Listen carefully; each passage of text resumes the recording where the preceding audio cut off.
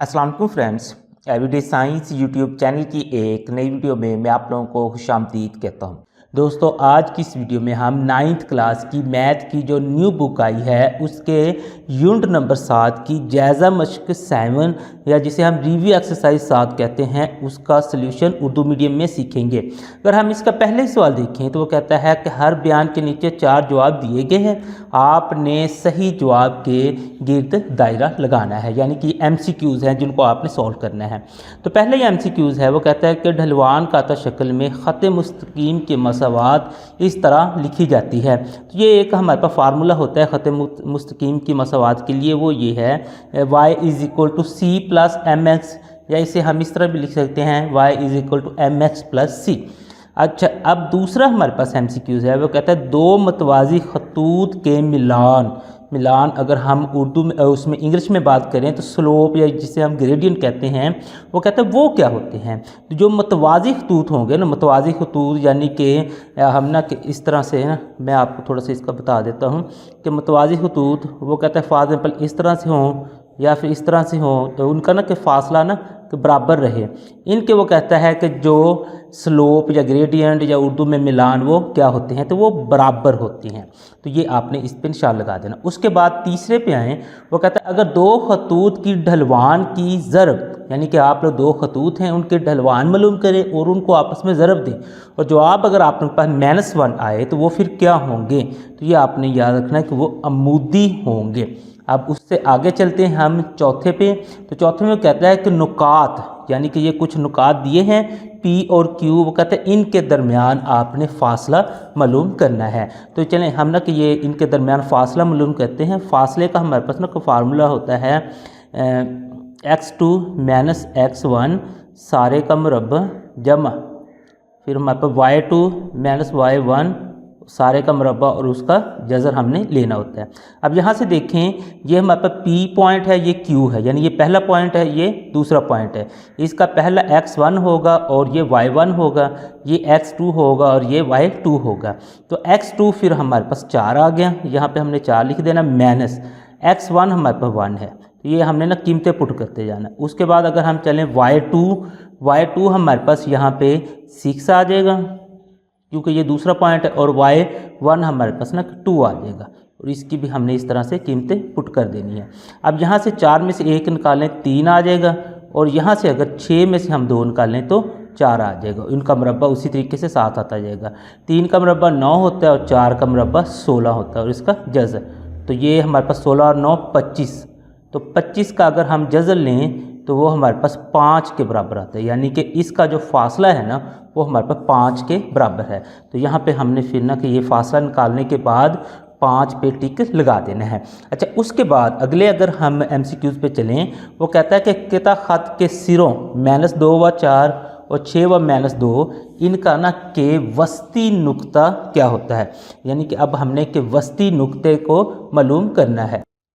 तो इसका वस्ती नुक्ता जो है उसको ना के मालूम करने के लिए हमें ये फार्मूला इस्तेमाल करना पड़ेगा। ये वस्ती नुक्ते का हमारे पास ना कि फिर फार्मूला होता है, हम लिख लेते हैं कि हमने वस्ती नुक्ता मालूम करना है, तो उसका हमारे पास फार्मूला होता है x1 = x2 बटे में 2 होता है, और y1 = y2 और बटे में 2 होता है। ये हमारे पास ना वस्ती नुक्ते का फार्मूला है। अब यहाँ पे देखिए x1 पहला जो होता है वो x होते हैं और दूसरे हमारे पे y होते हैं। x1 हमारे पे -2 है और साथ में 6 है, और बटे में 2 आ जाएगा। दूसरे में अगर देखें 4 और -2 है, 4 -2, मतलब y1 हमारे पास 4 है और y2 -2 है। तो इनको जब हम हल करते हैं तो यहाँ से अगर आप लोग देखें तो -2 और जमा का 6 है, तो हमारे पास 4 बचेगा, यानी 4/2। यहाँ से देखें तो हमारे पास है जी 4 - 2, तो यहाँ पे हमारे पास बच गया 2/2। इनको मज़ीद हल करें, इनको काट सकते हैं जी, 2 1 2 2 2 4 2 1 2 2 1 2, यानी कि इधर हमारे पास 2 बच गया और आगे सिर्फ 1 बच गया। तो इसका फिर जो वस्ती नुक्ता आएगा 2 व 1 आ जाएगा। तो यहाँ से हमने ढूंढना है 2 व 1 जो है वो हमारा जवाब होगा, ये वाला फिर हमारे पास इसका आंसर है। अच्छा, इससे भी आगे चलें तो आगे हमारे पास है जी छठा जुज़, वो कहता है कि नुकात 1 व 2 और 4/5 में से गुजरने वाला आपने ना ख़त मालूम करना है। तो ये ख़त मालूम करने के लिए हमें ना कि फार्मूला इस्तेमाल करना पड़ता है, y-y1 बराबर है m into x minus x1। ये वाला हमें ना कि फार्मूला इस्तेमाल करना पड़ेगा। अब अगर इस फार्मूले में अगर हम देखें तो चलें y और जो x है ये तो जनरल हमारे पास ना के टर्म में है, इनको तो हमने यहाँ पे ना कि इनकी कीमतें पुट नहीं करनी, ये वैसे ही जवाब में आ जाएंगी। अब दूसरे नंबर पर रह जाती है y1 और x1, इनकी कीमतें हमने यहाँ से पुट कर लेनी है। तो ये हमारे पास दो नुकात हैं, ये पहला नुक्ता है और ये दूसरा नुक्ता है। पहले नुक्ता जो होता है उसके हमारे पास ये x1 और y1 होता है, ये दूसरा जो नुक्ता होता है वो x2 और y2 होता है। तो इसका मतलब है x1 और y1 की कीमतें हमने इस पहले नुक्ते से ले लेनी है। अब रह जाता है m की कीमत हमें ना निकालनी पड़ेगी, तो वो मैं इधर निकाल लेता हूँ। तो m हमारे पास बराबर होता है जी y2 माइनस y1 बटे में होता है x2 माइनस x1। अब इनकी हम कीमतें पुट करते हैं।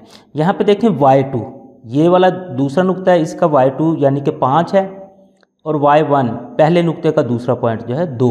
अब नीचे देखेंगे x2, तो x2 हमारे पास 4 है और यहाँ से हमारे पास 1 है। तो यह इसे मज़ीद हम हल करते हैं, 5 में से 2 निकालें 3, 4 में से हम ना 1 निकालें 3, तो 3 1 3 3 1 3, यानी कि m जो हमारे पास है ना कि वो 1 के बराबर है। अब यहाँ पे हमने इसकी कीमतें पुट कर देते हैं। तो यहाँ पे हम ना कीमतें पुट करते हैं तो y वैसे ही हमारे पास आ जाएगा।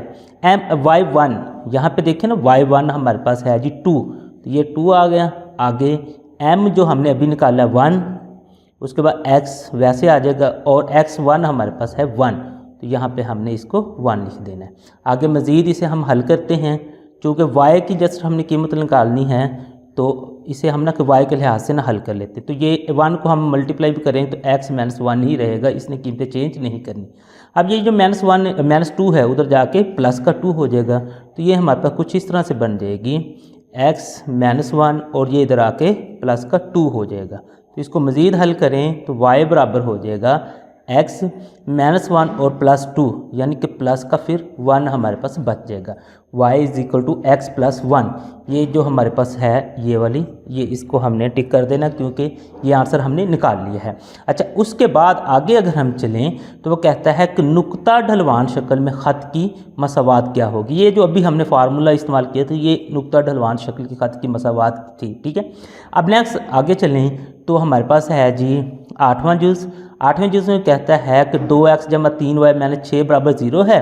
तो इसमें आप लोगों ढलवान काता शक्ल का इसको लिखना है, यानी कि इसमें से ना कि y की कीमत आपने निकाल के ना लिख देनी है। तो उसके लिए हमें फिर इसे सॉल्व करना पड़ेगा। मैं ये मसावात सारी लिख देता हूँ।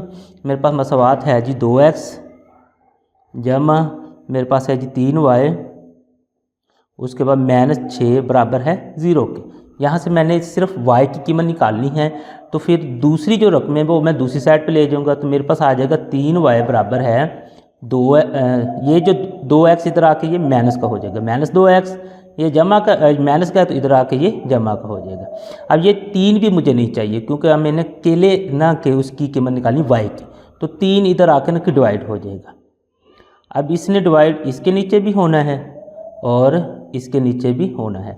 अब फिर मेरे पास ये y की कीमत बचेगी, वो है जी माइनस 2x बटा 3 जमा में 3 1 3 3 2 6। तो ये मेरे पास ना कि इस तरह के इसका आंसर आएगा। y बराबर है माइनस 2 बटा 3x या माइनस 2x बटा 3 जमा 2, ये वाला जो है ये वाला मेरे पास इसका आंसर आ जाएगा। नेक्स्ट इसी का जो 9th जो MCQs है वो कहते हैं सिमेट्रिक शक्ल में ख़त की मसावात क्या होगी। तो ये वाली जो होती है वो हमारे पास सिमेट्रिक शक्ल में होती है, ये फार्मूला आपने याद रखना है। आगे है जी आम शक्ल में ख़त की मसावात, वो हमारे पास ये वाली होती है। तो ये फार्मूले हैं, ये आप लोगों को खुद ही याद करने पड़ेंगे।